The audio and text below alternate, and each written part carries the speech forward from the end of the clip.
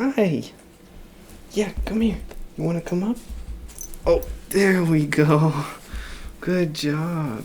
Hi, my name is Bronugs, and you're probably wondering about the title of this video, why my face is in it. We're going to get into all that, I promise. But I just wanted to first of all say thank you for the absolutely insane growth that this channel has had just over the course of the past week, basically. On Sunday, I hit 200 subscribers, and every day since then it's been 100 more gained each day, which is just mind-blowing to me. I never imagined this type of growth, the amount of support on all the videos. So thank you guys so much, first and foremost. I had said in my 200 subscriber thank you post that I was going to do a setup tour at 500 subs, and that is still coming, but I think that this video is really something that I wanted to make ever since the origin of the channel, and I think it's arguably a much more fitting special for 500 subscribers. I'm going to talk about some of my life experiences and a little bit more about me so that you guys can get a look as to who's actually on the other side of the camera and where I'm at in this stage of my life right now. I am in recovery from alcohol addiction, and I just hit 1 year of sobriety, which is amazing. It's incredible. I have the most amazing support system I could ever ask for, and I now get to wake up every single day and just be thankful and grateful all day long for my health, my family, my support system. And I've learned so much over the past year that has just completely transformed my life to now I'm at a point where I can confidently say, like, every day I'm the happiest I've ever been in my whole life. And there's kind of really no limit to it as well. It just feels like each day is just more and more exciting. There's more things to do, and just everything keeps getting better and better in my life. And it's not always going to be a great day every single day, but pushing past some of the kind of momentary stressors and anxieties and just things that don't go as expected, learning how to deal with that has been the biggest blessing of my recovery. And learning that, kind of showing myself, like proving to myself that, you know, I can deal with stressful situations and the difficulties that life brings without the use of unhealthy vices and coping mechanisms. So over the last 4 years, I was in college. I went to engineering school, and for most of that time, I was also in a very toxic relationship. And I think it's one of those things where you hear so many horror stories about terrible relationships that people have been through. And to you, on the outside, it's like, why would you not just leave that person? You know, why can't you just get out of this relationship? And I was surprised to kind of reflect on that since I've been past that point in my life, just how difficult it can be to actually be in that situation. Like, it's not so simple as a black and white thing to just leave the relationship. There's money tied down in things, there's a living situation, there's, you know, personal items, belongings, everything. Like, the amount of logistics involved with leaving a relationship that is multiple years in, and, you know, a very codependent and non-functional relationship as I was in, it felt like a perpetual nightmare that I was stuck in. And while I was in this relationship, I was also trying to manage the stress of engineering school and making sure that, you know, I'm putting my money into a good education, or that I'm getting my money's worth out of this education, and that I'm really putting forward my best effort every day. And, you know, each year of college, it got incrementally more difficult, and there were new challenges and new projects and subjects, but it really kind of never let off the gas pedal. And the thing that I found difficult about college is that it doesn't necessarily end when summer comes around. I think there's kind of an expectation that you're going to use the summer to look for internships and find work, and it kind of means that there's always something to do and always something to worry about, is how it felt for me.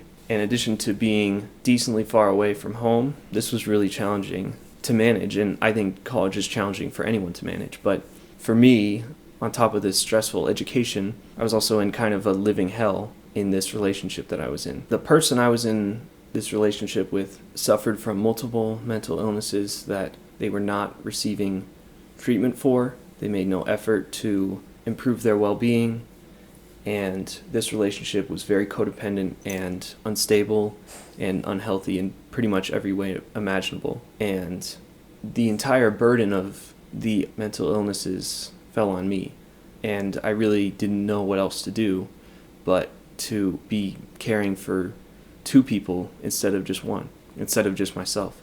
I was essentially a caretaker because of the unbelievable codependency and kind of the nightmare that this whole relationship brought. And over time, this was an immense emotional, mental, and financial stressor. And, there's really not much else to say about it other than that. It was a nightmare. And so naturally, in difficult situations, our minds look for coping skills. And for me, this quickly became alcohol and nicotine. Coming out of high school, I actually had a lot of ambition and aspirations to be an astronaut.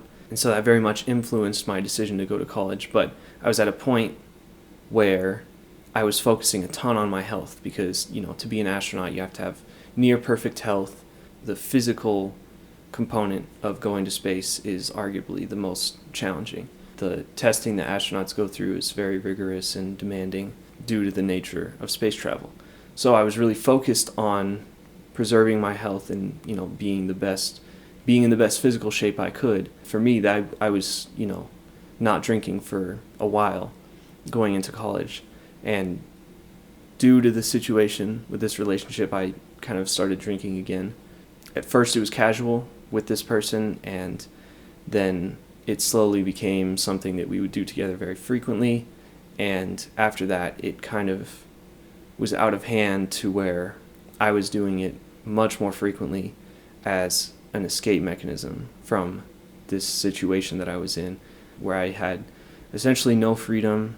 It felt like no free will. It felt like all of my decisions were made for me, including, my own finances and how my time was spent.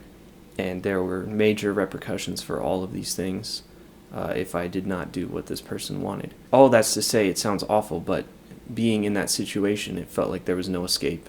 And I was the only one who knew about this. I was afraid to share with anyone else for fear of backlash from this person. So it was a very controlling situation that I was kind of on the short end of the stick with. Because of that, I found an escape in alcohol and began drinking very consistently.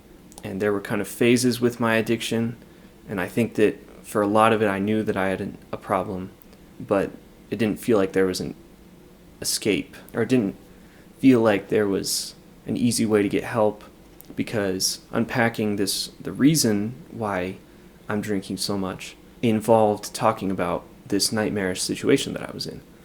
And that I was so afraid of that, again, like I said, for fear of backlash or punishment for seeking help.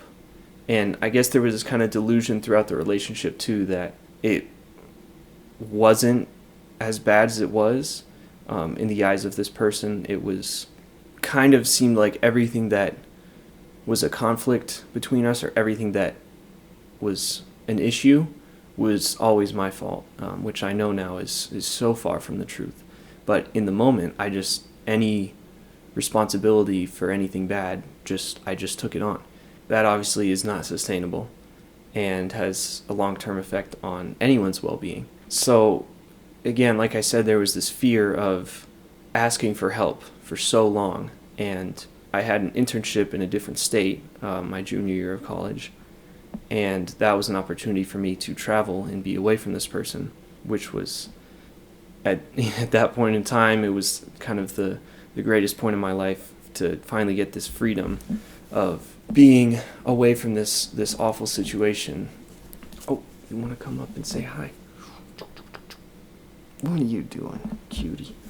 Anyways, there was kind of this freedom aspect of being away from this awful situation for the first time really in multiple years. So then coming back from that at the end of summer and having to go back into it, it's kind of like, if you imagine doing a cold plunge or jumping into a cold lake on an early morning. You commit to it, you jump in, and you get out and you're like, yeah, I'm never doing that again. But then if you imagine somebody telling you, yeah, you have to jump back in and stay in the lake for the foreseeable future. You obviously do not want to do that, and nobody wants to do that. It's kind of just a nightmare situation. So very much was not looking forward to coming back. Did everything I could to kind of postpone it, but eventually, I had to go back to school and finish my final year of college. And this is really where things took a turn for the worse. Right away, I was drinking almost every single day and just avoiding as much responsibility as possible. For, the first semester of my senior year, it was kind of, how much can I manage drinking while still doing everything I need to for school, on top of all of these nightmare aspects of the relationship, and just kind of being treated like subhuman, and also trying to manage to, finish my class or do well in my classes and help out in group projects and all these other things. It was tremendously difficult, and looking back now, it's kind of insane that I let myself be put through this situation for so long, but that's the reality of toxic relationships, is that so many people are stuck in them because it feels like there's no escape, and it feels like this is, you're stuck in it forever. I think that's something that needs to be talked about a lot more from people who have, survived these toxic relationships, is that it's so difficult to leave them. So that was kind of the first semester of my college experience, was just trying to make it through, and anytime that I wasn't, immediately required to do something for school, it was like, okay, how can I find an escape from this nightmare? And that, again, it came back to drinking. Every time I had free time, that's just what I did. And it's one of those things, like, addiction is so fascinating because it's so common, and I didn't know that until I lived through it. But there are so many different forms of addiction that so many of us suffer through every day. One thing I can think of is like retail therapy. If you are having a terrible day or things are just not going your way, there's always that thought of like, I'm just going to go to the store. I'm going to go online shopping. I'm going to go to the store. I'm going to find something I like and buy it, and that's going to make me feel better. Same thing with food.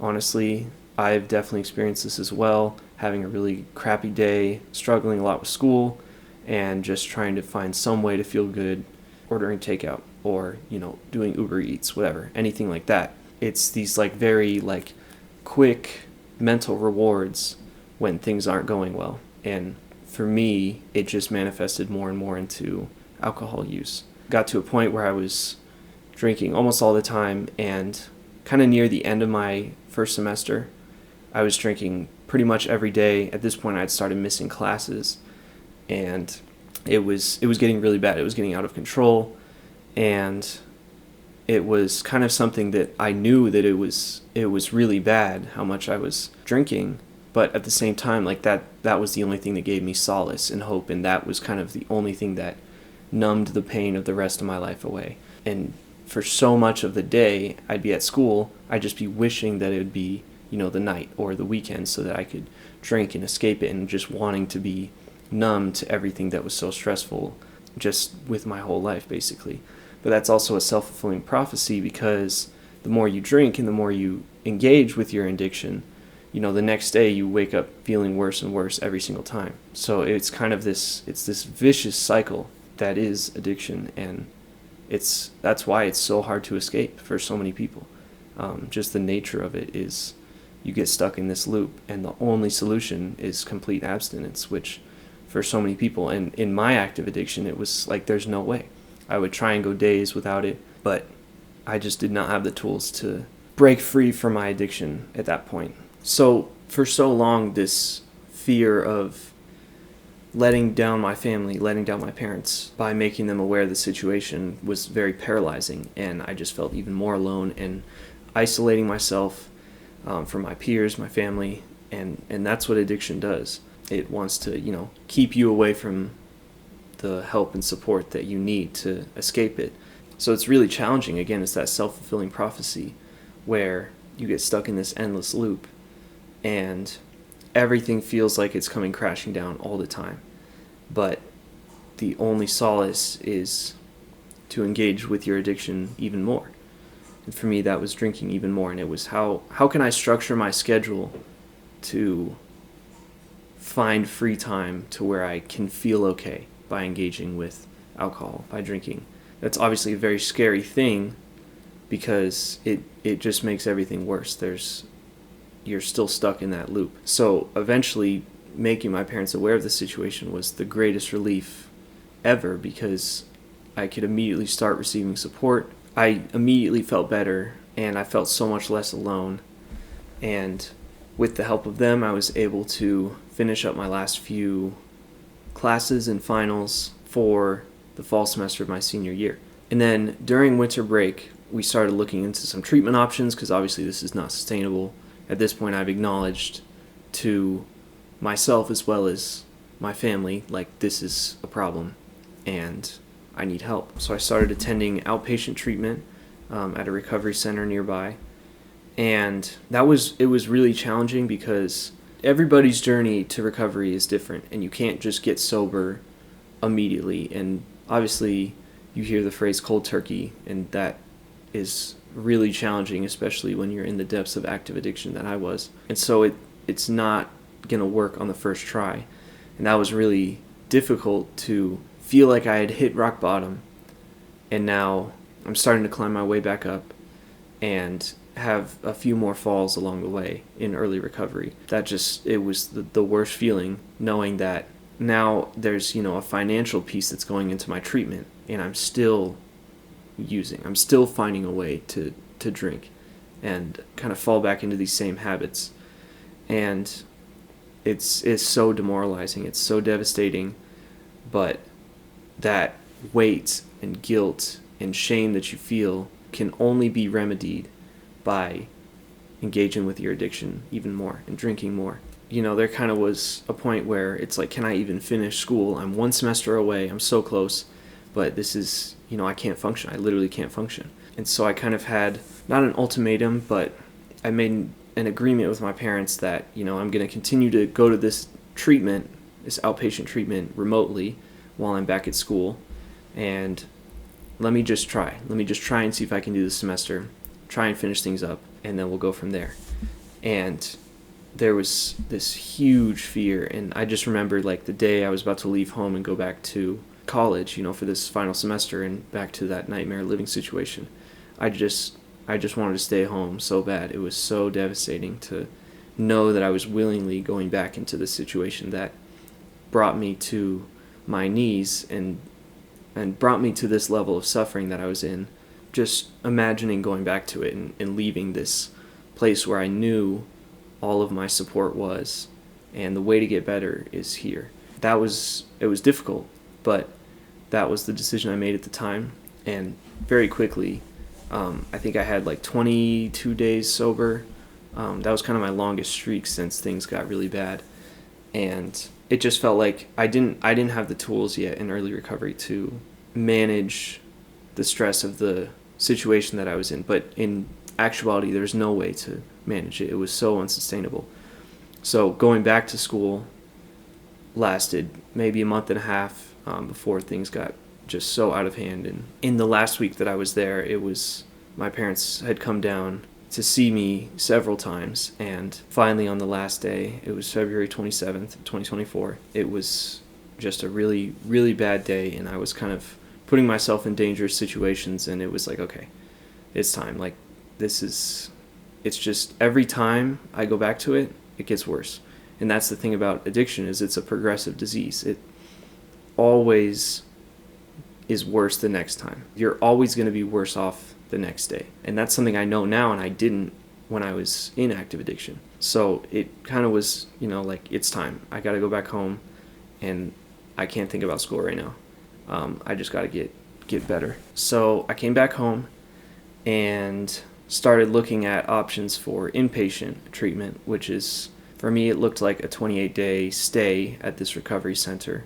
And, you could call it your traditional rehab. But that was a terrifying thought, going someplace completely new, and I would have a roommate, I'm living with somebody random, and it just felt crazy to me. Like, I thought I had control over my addiction. I thought I could control this habit and my coping mechanism. And so then to think like I have to go to a facility for a month and get treated for a brain disease it's insane. I couldn't believe it. I was so upset, but at the same time I knew I was putting myself in danger and there was no other way. Like I just knew that I feel so crappy every single day with myself, upset with myself, guilt, shame, and I just feel so crappy with what I'm putting my parents through, what I'm putting my family through. And so I knew that this was the relief that everybody needed. Committing to this 30-day treatment it would make me feel better because I know I'm doing the right thing, and it would help the rest of my family as well. So that's kind of what led me to making that decision. And so I went in on March 1st, 2024, and got out 28 days later on the 29th. While I was in the treatment center, I left the toxic relationship. I broke up with that person, and I had so much support to do so, because that was really the first time I was able to openly talk about everything that I had been going through and receive support from some people who had been through similar things, or just, the people around me in general, all my peers in rehab, just supporting me and saying, like, that's insane, that's unbelievable, that should not be okay, and we're so glad that you're here, and we're so glad that you're out of that situation. All of that support was what I needed to break out of this nightmare and this endless cycle that was this toxic and emotionally abusive relationship. And I also knew on the day that I ended it that if I was not in treatment, I definitely would have wanted to return to my old coping mechanism of drinking. And I was so thankful, even though it was a difficult and challenging 28 days, I was so thankful that I did it, and I still am to this day. I'm so grateful for the opportunity, because that was the perfect environment to do it in, and I got the help that I needed, and my family got to visit me a few times, pretty much every week, and I made so many friends. It was honestly a blast. It was challenging every day because you're kind of digging through the depths of, you don't go to rehab to learn how to stop drinking. You go to rehab to learn about the inner reasons why you feel the need to drink in the first place. Because if you went to some program and they're like, okay, alcohol is bad for you, don't drink, you can't drink anymore, that's putting a Band-Aid over a broken arm. You need to diagnose the deeper reason why you feel the need to drink. And even if it's not a conscious thing, it's why are you drinking? What are you trying to escape? And just a very deep emotional journey. So it was very challenging each day. But, there was breaks to the programming and the sessions that we went through where, we could play ping pong and watch TV and just have all this fun.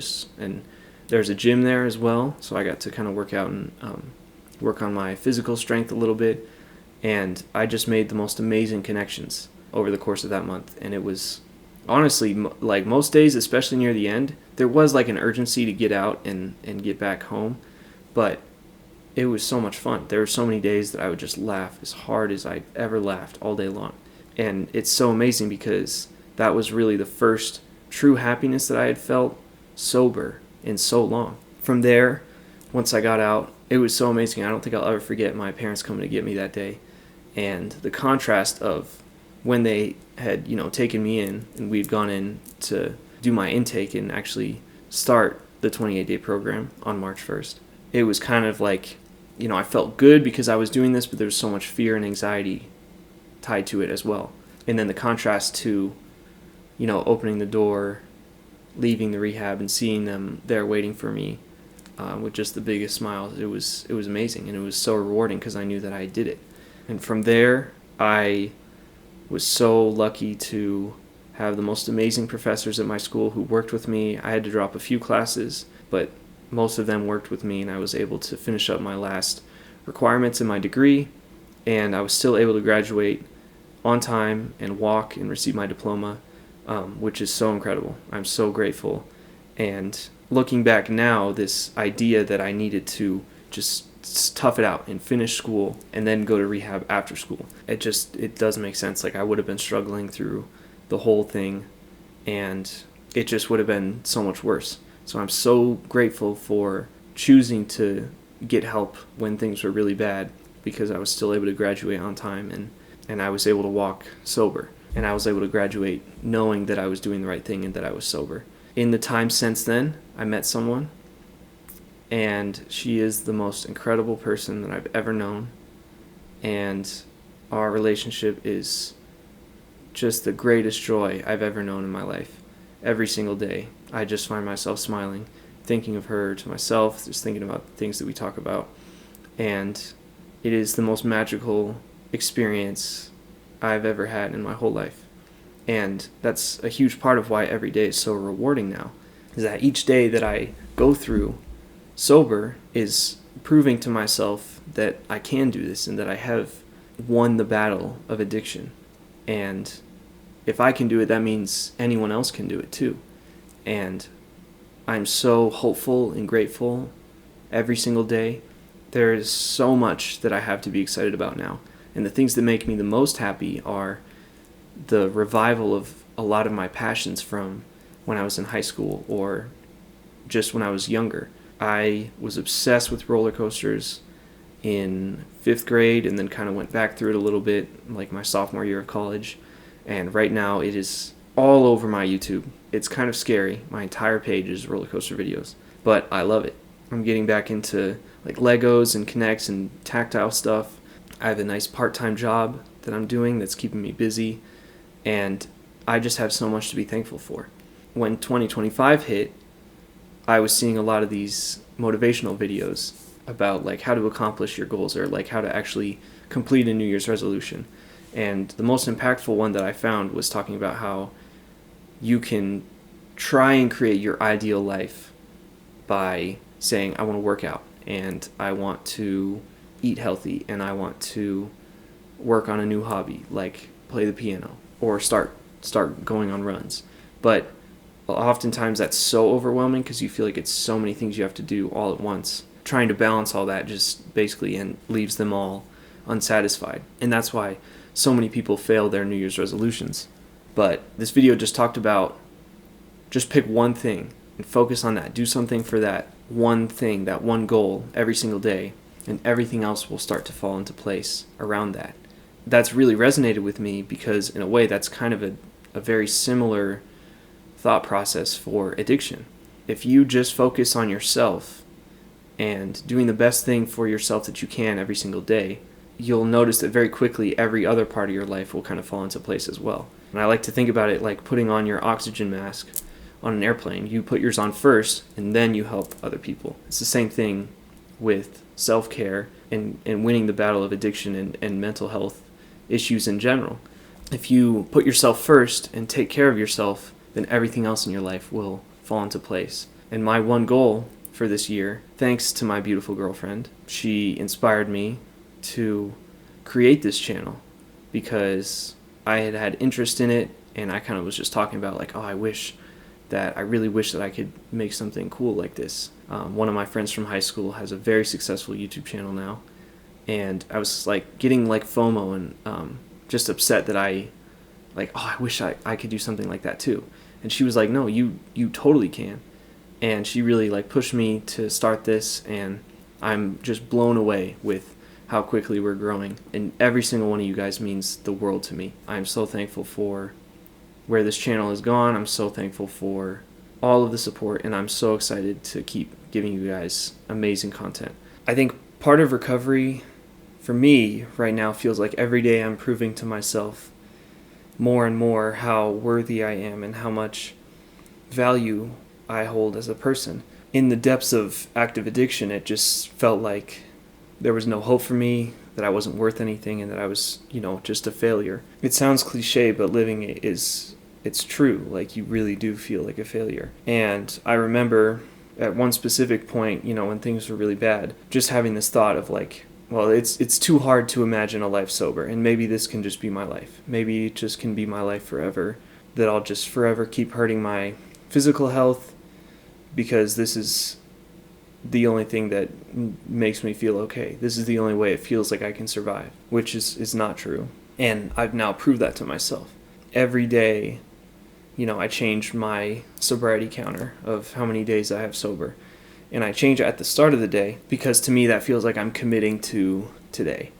Today I will stay sober, and that kind of sets the tone for my whole day. Is I'm going to continue trying to grow and learn and become a better version of myself, just knowing that I have come so far and that it's actually been a year. I would have never imagined that I could go a year without engaging with my addiction, but here we are. And I'm so thankful every single day, and I've learned so much about myself and the world and the human mind, and just how incredible life can be.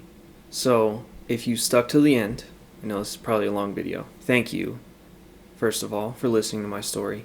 And what I want to leave you with is the sentiment that no matter what you're going through, you are not alone, and there's always hope, and there's always help waiting for you. Sometimes the scariest thing can just be asking for help. But I promise you, from experience, once you do, that is the greatest relief you can feel. And that's really the first step to overcoming whatever it is you might be dealing with. Now it feels like I'm actually winning the battle against my addiction every day. I'm emerging victorious every single day. And, there's still challenging days here and there, but I just know that it's just not something I do anymore. I just don't drink anymore. And it's so amazing. I'm so proud of myself every single day. And I just am filled with so much positivity and happiness and true joy, honestly, every single day. And if I can do this, then you can too. And anyone else who may be struggling with mental health or stuck in a toxic relationship or a really bad situation or addiction, if you're also struggling, there is a way out, I promise you. And I hope that this video gives you hope, because if I saw something like this when I was in the depths of my addiction, it would have given me a ton of hope. And now I want to offer that to you as well. When I think about the grand scheme of life and the long-term effect of what do I want to accomplish in life, right now it's nothing related to my discipline that I got a degree in, and that's okay. Like, I don't feel guilty because I don't want to go get an engineering job right now. And whether that's, it's traumatic possibly to think about the stress of engineering, or it's just I don't want to get a job like that right now. That's totally okay.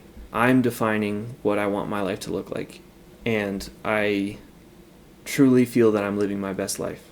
Looking to the long term, I always thought that, growing up and in high school, I wanted to be an astronaut, and that's how I wanted to leave my mark on this earth and this life. Like, that was my purpose in life, was I have to get to space, and I have to be one of however many people that have ever gone to space. But, whether or not that still happens, that's not necessarily my focus right now. That's a very large-scale goal to finding happiness in life, and I think that there's nothing wrong with that being my goal for, myself in the past, but I've learned that you can find happiness in a lot simpler ways.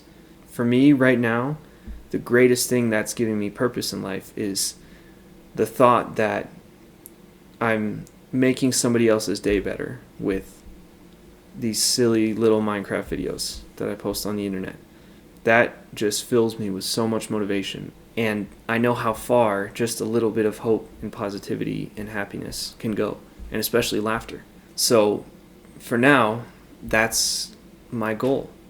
If I can wake up every single day, focus on myself, and continue to win this battle against addiction, and along the way, just make just one person a day smile or laugh, or just make their day a little bit brighter.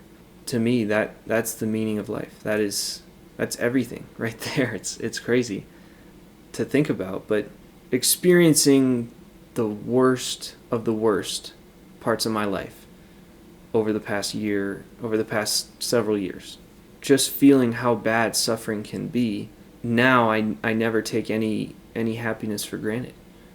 And all I want to do is spread that same feeling of hope and positivity to everyone else and to anyone else that I can. So that's what I want this channel to be. It's, a passion project that I really am dedicated to, and every day I'm doing something for it. Essentially, all that's to say that I'm just so grateful for the opportunity to make this channel and the opportunity to make one of you, at least, or some of you, or all of you, laugh every day.